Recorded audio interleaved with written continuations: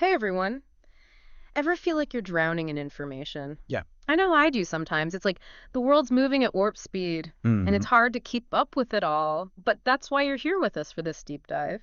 Right. We're going to hit the pause button Yeah. and take a closer look at one piece of the puzzle, kind of like a little time capsule. Yeah, that's a great analogy. A time capsule. So we're going back to 2016. 2016. We've got this excerpt from an alternative media program kind of a show Hmm. that was really concerned with government actions and what they saw as potential crises brewing in America. Exactly. And it really captures this very specific mindset. Hmm. You know, a lot of anxieties that were swirling around at that time. Yeah, anxieties about the government Yeah. and all sorts of things. I'm excited to dive in. Yeah. But before we do, just want to be upfront. We're not here to tell you what to think. We're not endorsing or debunking anything. It's more like we're putting this narrative under a microscope. Yeah. Examining it carefully. Right. Seeing how it ticks, seeing what makes it work, how people consume and interpret information. Exactly. And I think you'll find it particularly interesting how some of these anxieties that they were talking about back then actually have some surprising echoes in our world today. Ooh, okay. Color me intrigued. Yeah. But first, let's set the stage. 2016. 2016. What was the vibe like back then? Oh, it was a presidential election year. Oh, yeah, those are always fun. Always a little heated. Yeah. And beyond that, there was this growing sense of division in the country. Yeah, I remember that. Economic uncertainty, things felt like they were changing really rapidly and not always for the better. And, this source really taps into that unease. Yeah, I bet it does. So what were some of the big attention-grabbing claims this program was making? Well, one that jumps out right away is this idea that gas shortages were intentionally orchestrated by the Wild. government and oil companies. Like a conspiracy. Yeah, like a conspiracy. They even pointed to a specific pipeline shutdown that happened in Alabama, Tennessee, and Georgia. And they used that as evidence that. Oh, so they had like real-world events they were trying to tie in? Yeah, they were Okay. trying to use real-world events to support their claim. Gotcha. And they also brought up this whole story about a friend of theirs who ran a gas trucking company back in the 80s. Oh, yeah. And they were saying, if this guy could supply a huge area with gas back then, Yeah. why couldn't the government just use trucks to solve the shortages? Yeah, it's a classic example of assuming malicious intent instead of, maybe considering some other explanations. Right. Like maybe it's not a conspiracy, maybe it's just Exactly. logistics or something. And, while pipeline disruptions can cause localized shortages, Mhm. they're usually not intentional.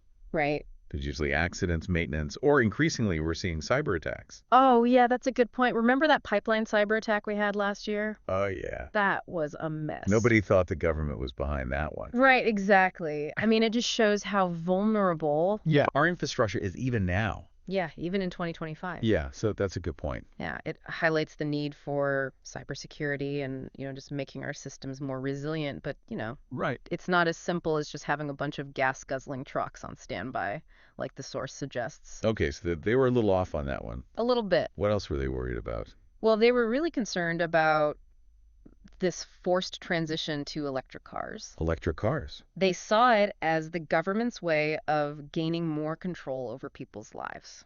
Interesting.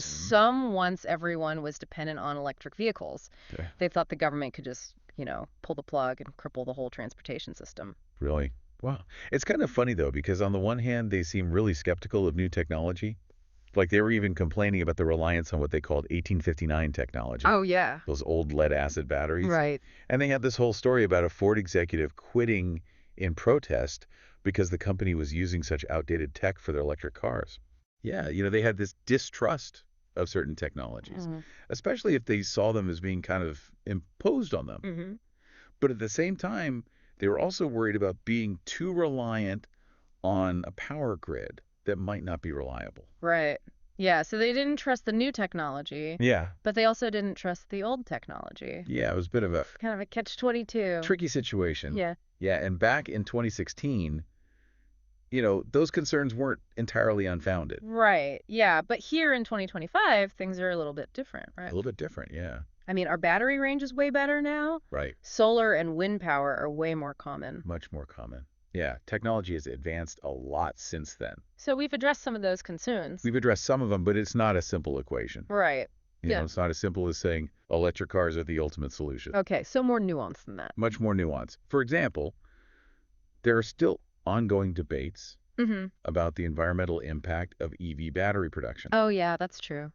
Sourcing those raw materials and then eventually figuring out how to dispose of those batteries. Right. It's an issue with its own set of complexities. Yeah, things are rarely black and white. Rarely black and white. And this source definitely seems to have trouble with that, especially when we get to their next point.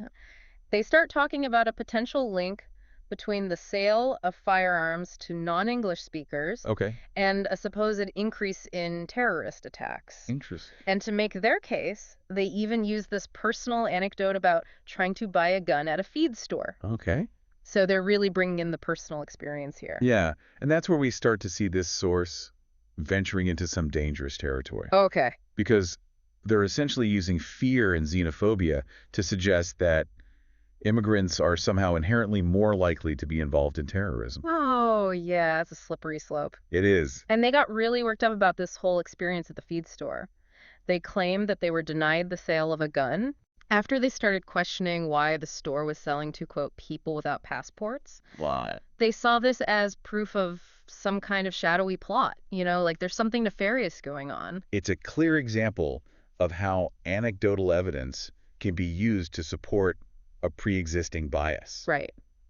The reality is the vast majority of terrorist attacks in the U.S. are not committed by immigrants. Right. It's statistically just not accurate. Not accurate at all. So they're playing on people's fears Yeah. instead of looking at the facts. Exactly. And this pattern kind of continues throughout the source. They rely on this emotionally charged language. Yeah. They present correlation as causation, and they really lean heavily on personal anecdotes rather than, hard data or expert analysis. It's like they're trying to create this sense of America being under siege, That's a great way to put it. surrounded by threats on all sides. Yeah, and I think understanding that sense of siege is really key to unpacking the source's overall message, because Right. they're pushing this us versus them narrative Right. where they are constantly trying to manipulate and control us. Yeah.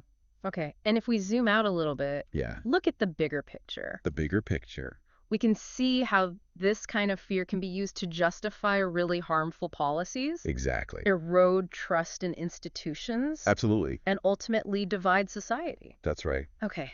That's a lot to process. Maybe we should... Look, give our listeners a moment to reflect. Yeah, let's take a break and we'll come back and continue our deep dive. That was good.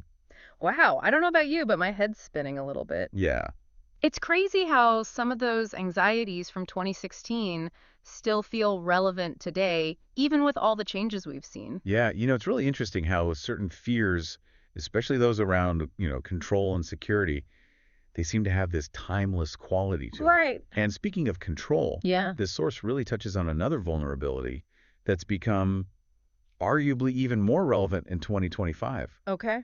Our reliance on these complex supply chains and these just-in-time delivery systems. Mm-hmm. Remember that whole section about UPS, FedEx, and the post office? Oh, yeah. They were practically singing their praises. It was like they were prepping for some kind of doomsday scenario. Yeah. Where packages would be like the only thing keeping society afloat. It's a strange flex. Yeah, it is. But I think it speaks to this deeper anxiety about societal breakdown. Oh. Don't trust the government. Mm-hmm. Don't rely on your community. Right. Just put all your faith in these big corporations. Wow. It's very individualistic, almost like a survivalist mindset. And that whole self-reliance thing gets even more intense when they start talking about food shortages. Oh, yeah. They were like bragging about their stockpiles of food, as if the power grid was about to collapse. Right. And we were all going to be fighting over scraps like some dystopian movie or something. It's interesting how they kind of leverage that fear Yeah. to promote a very specific agenda. What do you mean? Well, stockpiling survival supplies, from their sponsors.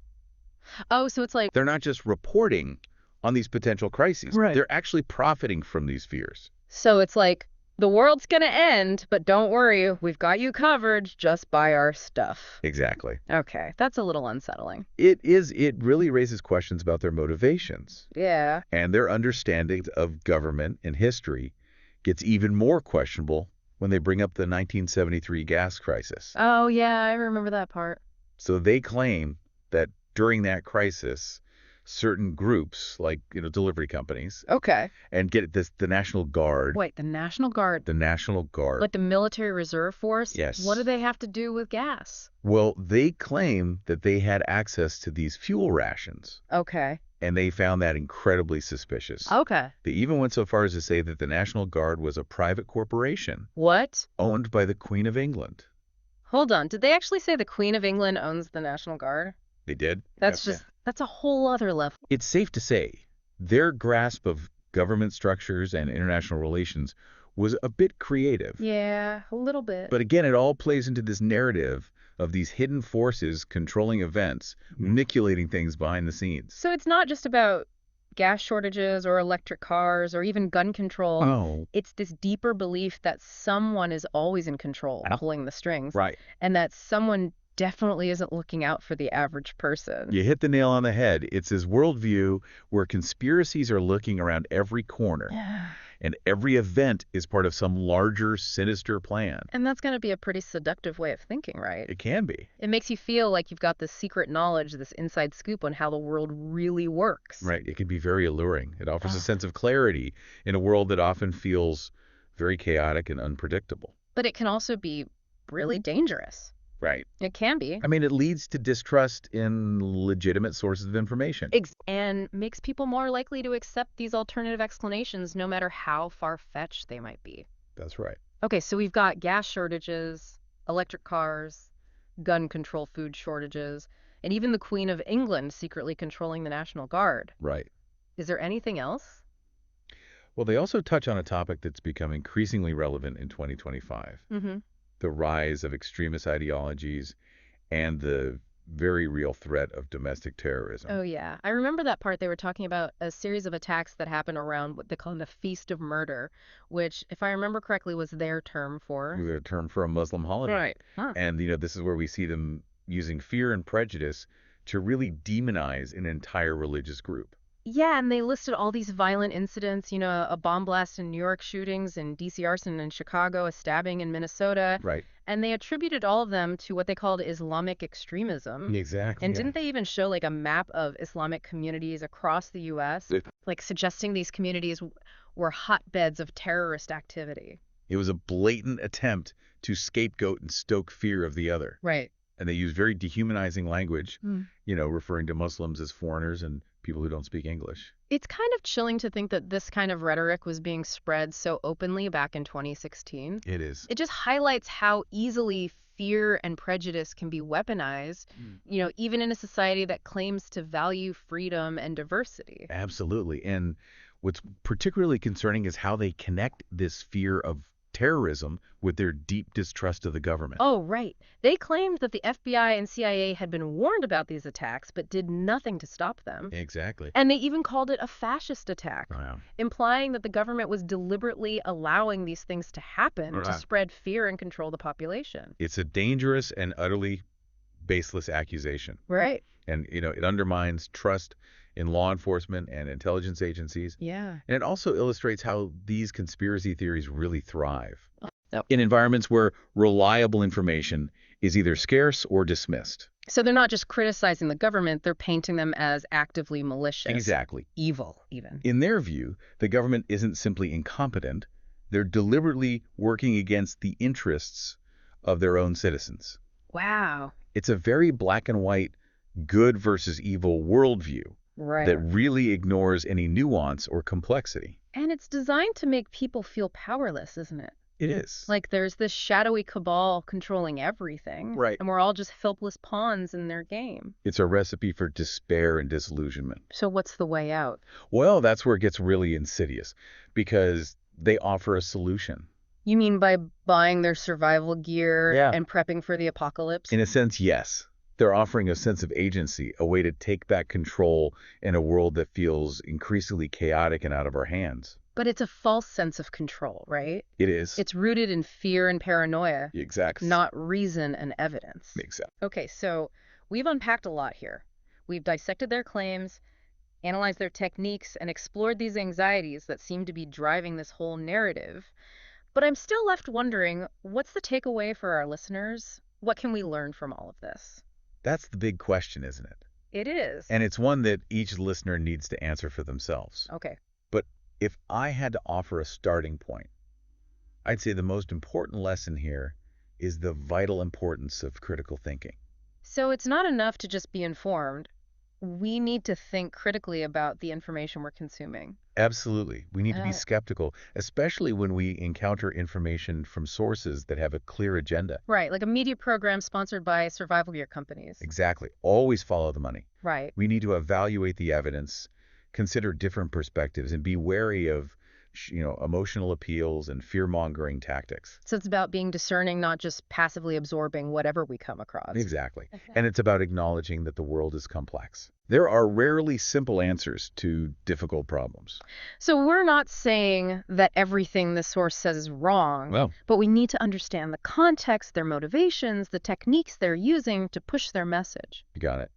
And it's about being aware of our own biases, our own fears, and how those can influence the way we process information. Right. Okay. That's helpful. But how do we apply this in our everyday lives here in 2025? Yeah. The world has changed so much since 2016. Some of these anxieties might seem a bit outdated. Yeah, that's a fair point. The world is constantly evolving. Right. New challenges arise all the time. Yeah. But the fundamental principles of critical thinking, Yeah. they remain as relevant as ever. Okay. We need to be thoughtful consumers of information, Right. whether we're scrolling through social media, watching the news, or even listening to a podcast. Ooh, good point. Podcasts can be just as sneaky as any other form of media. Exactly. You never know what kind of agenda the hosts might have. Right. You got to be careful. Always be on the lookout for those hidden biases, those subtle attempts to steer your thinking in a particular direction. Okay. And don't be afraid to question everything. It's everything. I love that. Yeah. It's like the unofficial motto of the information age. It is. It can help us navigate this increasingly complex and often overwhelming information landscape. Well said. But I have a feeling there's still more to unpack here. This source, flawed as it may be, does tap into some genuine concerns that are still relevant today, don't you think? Absolutely, and that's precisely what we'll explore in the final part of our deep dive. Okay. We'll delve into the psychological and sociological factors that make us susceptible to fear, anxiety, and ultimately conspiracy thinking. Ooh, this is getting good. Yeah. I can't wait to dive back in. Yeah. But for now, we'll leave our listeners with this thought. What anxieties resonate most strongly with you in 2025? And how do you critically evaluate the information that shapes your own worldview? That's a great question. Take some time to ponder those, and we'll be back soon to continue our exploration. Welcome back to the deep dive. I hope you've all had a chance to really chew on those questions we left you with last time. Yeah, they're not easy ones. Not at all. It's kind of like holding up a mirror to our own anxieties, isn't it? It is. And what's even more fascinating is that those anxieties aren't just personal. They're deeply intertwined with, the social and cultural fabric of our times. Well, that's interesting. So if we go back to 2016, the context was really ripe for these kinds of narratives to take hold. Okay. You had rising economic inequalities, shifting demographics, political polarization. People were looking for explanations. They were looking for someone to blame. So when things feel really chaotic and uncertain, we're more likely to grab onto simple explanations, even if they're not entirely accurate. It's a very human response. Yeah, I can see that. Conspiracy theories, they offer a sense of order, a sense of control in a world that often feels overwhelming and unpredictable. Right, it makes you feel like you're in the know. Like you've seen through the smoke and mirrors, You've got the inside scoop. even if the reality is way more complex. Right, and that's where understanding the psychology behind these beliefs becomes really crucial. Okay. Instead of just dismissing conspiracy theories as, crazy or irrational, Right. we need to recognize that they're often fulfilling a very real psychological need for people. So it's not just about debunking the claims themselves. It's about addressing those underlying anxieties that are fueling them. Exactly. Are people feeling economically insecure? Well, let's tackle economic inequality. Okay. Are they feeling isolated or disconnected from their communities? Let's foster stronger social bonds. That makes sense. Are they struggling to make sense of this constant barrage of information? Let's equip them with critical thinking skills. It's about empowerment, isn't it? It is. Giving people the tools and resources they need to navigate this complex world Absolutely. without resorting to those simplistic explanations or scapegoats. That's a great way to put it. It's about cultivating a sense of agency, a belief that we can shape our future collectively, rather than feeling like we're at the mercy of unseen forces. This reminds me of something we talked about earlier, how this source, despite all its flaws, does reflect some legitimate concerns that were present back in 2016. Mm-hmm. Worries about Energy security, government overreach, the changing social landscape, these are all real issues. Absolutely, and those concerns are still relevant today, although they've manifested in different ways. Right. We face challenges with cybersecurity, climate change, political polarization. The list goes on. So, how do we reconcile those legitimate concerns with this tendency to slip into conspiracy thinking? Yeah, how do we engage in those conversations without getting sucked into that vortex of fear and paranoia? Right, because it's easy to go down that rabbit hole. I think it starts with acknowledging that complexity exists. Oh, okay. We need to resist the temptation to oversimplify issues or resort to this black and white thinking. So, embrace the gray areas. Embrace the gray areas. Understand that there are rarely easy answers or quick fixes to complex problems. And I guess it's also about having those open and respectful dialogues, right? Absolutely. Being able to engage with different perspectives, even those we might disagree with, without resorting to personal attacks or demonization. It's not about us versus them. Right. It's about we, the people, working together to find solutions. I love that, we, the people, working together to find solutions. That's what it's all about. And that kind of brings us back to the core of this whole deep dive, doesn't it? It does. It's about empowering you, the listener, with the tools and knowledge you need to navigate this world that's constantly changing, a world that can feel exhilarating and overwhelming all at the same time. That's right. So we've taken a deep dive into this one piece of media from 2016. We've dissected the claims, analyzed their techniques, explored those deeper anxieties that shaped the narrative. And hopefully given our listeners some food for thought. Exactly, Yeah. but this is just the beginning, right? It is. Now, armed with these critical thinking skills, you can apply this approach to any piece of information you encounter. Question the source. Question the source. Evaluate the evidence. Evaluate the evidence. Be mindful of your own biases. Absolutely. And always dig deeper. Always dig deeper. The world is full of information, some of it true, some of it false, and a whole lot in between. Right. It's up to each of us to discern the difference, to become more discerning and critical consumers of information. And to remember that learning is a lifelong journey. So true. There will always be more to discover, more to question, and more to understand. Well said. So thank you for joining us on this deep dive. We hope it sparked your curiosity and given you some new tools for navigating this ever-evolving landscape of information. Until next time, stay curious, stay skeptical, and keep those minds sharp.